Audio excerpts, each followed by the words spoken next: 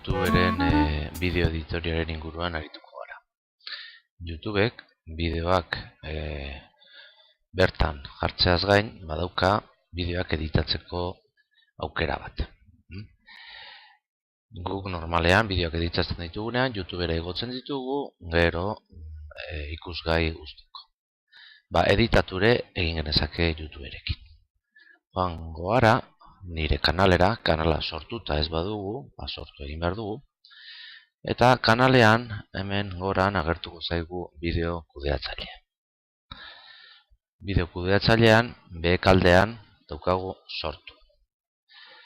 Maten badiogu, lehenik ateratzen zaizkigu dauden abesti eta soinu pila bat doainik jetxi genezakenak. Baina kasu honetan bideo editorea ikusi nahi dugu. Hau da bideo editoriaren lehenengo pantalla. Hemen dago denbora lerroa. Eta hemen bideoak jasotzeko edo kudeatzeko aukera. Hemen bideoak libre daudenak erabiltzeko nahi badugu. Hemen argazkiak gehitzeko aukera daukagu. Gure bideoan txertatzeko, soinuak txertatzeko aukera, bideoen arteko transizioak, eta hemen testuak, izenburuak edo kreditoak jartzeko. Goazen bideo bat txertatzea. Hemen nik dauzkat igota bideo batzuk. Hortarako igota eduki behar dugu, bideo bat YouTubera, ez jarri publiko, ze lehenengo editatu egin behar dugu. Hemen daukat bideo bat. Beste bat sartuko. Ikusten duzue bideoa aukeratuta balin badaukat, agertzen zaizkit doitzeko aukera ezberdinak. Iragaziak ere sartu ditzaket, txuri beltzean jarri dezaket. Ikusten duzue, hemen ikusten direla, originala eta filtroa edo iragazkia sartu ondoren ikusten den. Gero, bideoan bertan testuak ere sartu ditzaket. Goaz, esango diot, sartzeko. Testua, kolore aldatu nezake, barrarena, eta testuari hainbat ikuntza egin dezake. Audioa, bideo honek duen audioa, adibidez, nik ez dut nahi agertzea, odun isilduko dut. Musika bat sartuko diot azpitik. Bideoaren inguruko hainbat doikuntza egin ditugunean, izten dut eta joango naiz pantalla orokorrera berriro. Beste bideo bat txertatzeko, sartu dut hemen eta listo. Hemen posible dut bideo hauek denbora lerroan txikiagoak edo handiagoak jartzea. Eta bideoak aukeratu gabe dauzkadala, ikusten duzu hemen mozteko aukera daukatere. Nik moztuko dut bideo hau, erditik, eta zati bat kenduko dut. Bideo zatiak egin ditzaket. Bideoaren inguruan hori. Orain, nahi dut argazki bat sartu. Gehitu argazki bat, eta hemen lehen kargatutakoak edo ordenadoretik kargatu dezaket bideo bat. Adibidez,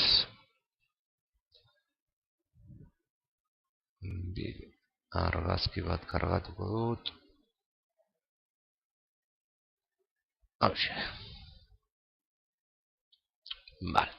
Kargatu dut, kargatu ondoren, txertatuko dut, hementxe, hasieran. Argazki honi, iragazi bat sartu dezaket, edo testua gehitu dezaket. Jarriko diot, sarrera, esango diot. Gaitu testua, eta hemen ikusten duzu agertzen dela. Bale, argazkiekin ere ikusi duzu nola txertatu ditzaketen argazkiak. Bueno, orain soinua falta zait. Soinua txertatzeko lehen esan dizuedan bezala, pila badaude, egin dezaket abesti motaz aukeratu ditzaket. Adibidez hemen hau hartuko dut.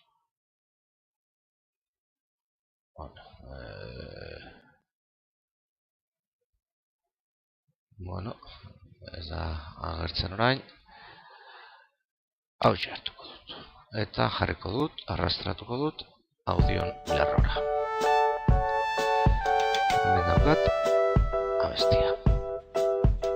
Hau ere, volumena igo edo jaitsi egin dezaket. Kentzen badut, ja joaten naiz panel nagusira, nola baita esan. Orain transizioak, bideoen artean, transizio bat, bideo edo bideo edo argazkien artean transizioak sartitzaket. Bale. Montatu dut, bueno, faltako litzaidakena da, jartzea izenburu bat, nire bideoari. Hortarako, hemen daukat aukera. Jarriko diot, hemen sarreran izenburu bat.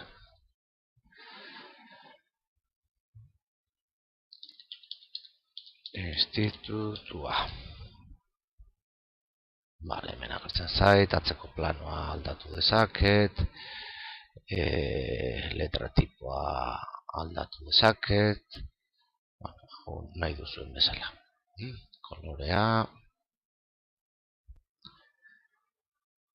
Bale. Baina prest edukiko nuke nire bideoa soinuarekin, argazkiekin, titulorekin, ja bideoa sortzeko eta ja geldituko litzake YouTubeen kokatuta. Hortarako sortu bideoa egin beharko nuke. Eta hemen prozesatzen arituko litzake. Eta ja zuzenean aukiko genuke YouTubeen bideoa zintzilikatuta. Publiko egiteko eta izenburua jartzeko gure kanalean gaudela, bideo kudeatzaileari emango diot, hemen agertzen zait sortu dudan bideoa, editatu, eta hemen ikusten duzue pribatu bezala dagoela. Publiko egingo dut, guztientzako ikusgai egoteko. Eta hemen izenburua jarriko diot. Hemen beste edozein azalpen jarri nezake. Eta besterik gabe egingo nuke argitaratu. Horlaxe, hurrengo arte.